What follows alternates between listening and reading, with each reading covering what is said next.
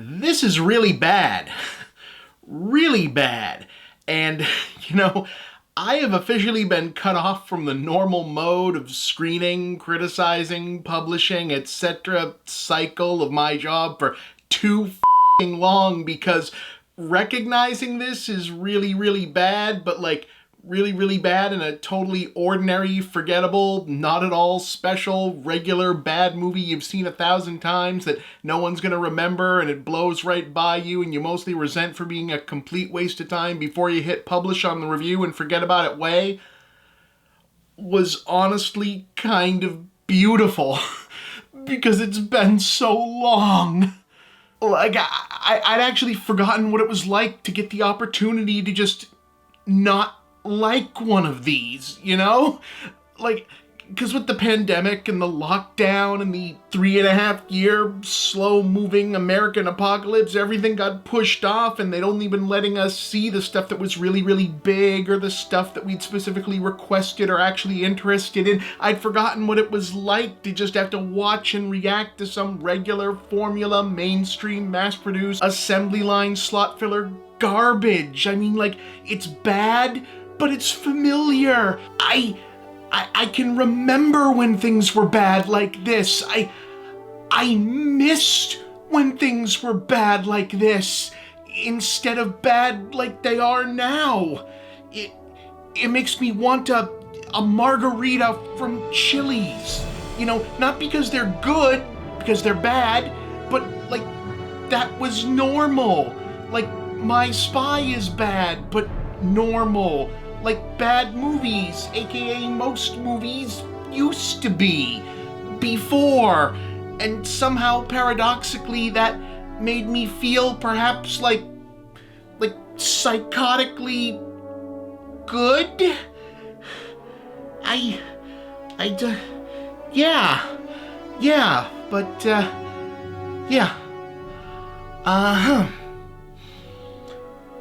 Whew.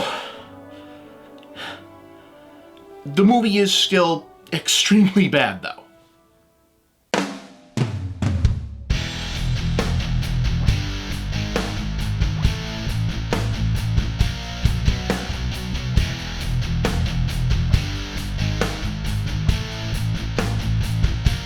I don't think it was a big... I do see a therapist, it's just I have to do it over Zoom. Zoom gives me terrible anxiety, so all of the sessions just end up being all about...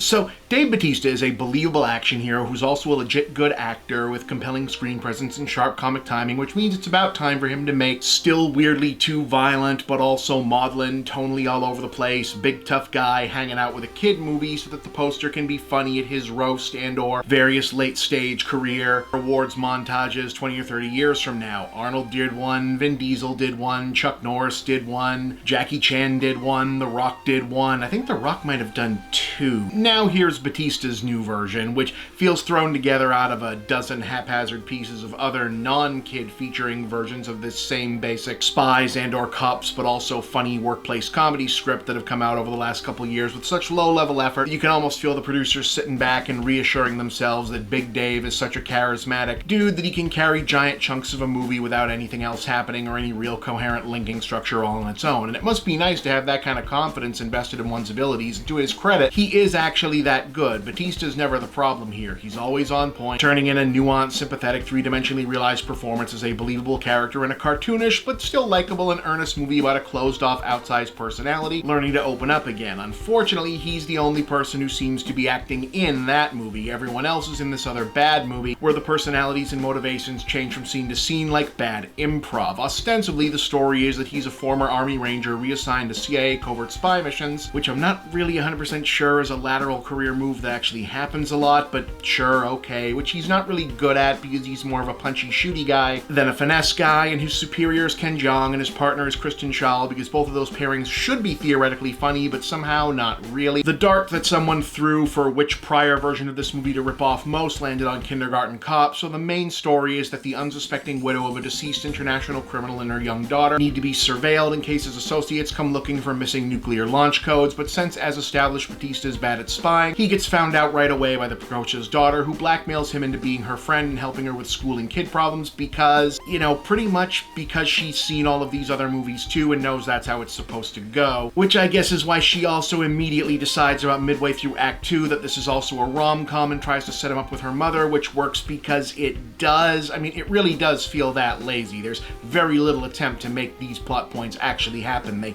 happen just because, look, this is the movie you paid to see, so it's going to happen that way. And also the movie can't really decide if it's a cute farce where we're just broadly winking at the idea of this guy being a secret agent and whatever that means, he's mostly just a kid's idea of a big strong guy, or if he's actually this serious, damaged, Rambo-esque, PTSD-afflicted soldier who poses genuine danger to those around him, and that's supposed to be where the comedy comes in. Like, there's even this long scene where the kid, who in fairness is actually a pretty engaging actress, doing what she can with weak material as well, takes him to like a show and tell day at her school, and the cover story he's giving just isn't doing it, so he just flat out gets up and says, "Yeah, I'm a government-sanctioned killing machine. I do murders for your freedom." And I defy anyone to tell me definitively whether the movie is 100% clear if we're supposed to think this is funny, terrifying, or cool and patriotic. But you know, it's not that it matters. The point is to see the big muscle guy be funny doing not big muscle guy things, be sweet and earnest doing romantic comedy things, and then for the other characters to be fun but also bring tension when the bad guys show up and it turns back into an action movie. And it all just feels so flat and perfunctory. When I say you've seen every joke in this before, I mean the closest thing to a fun moment is that a slapstick bit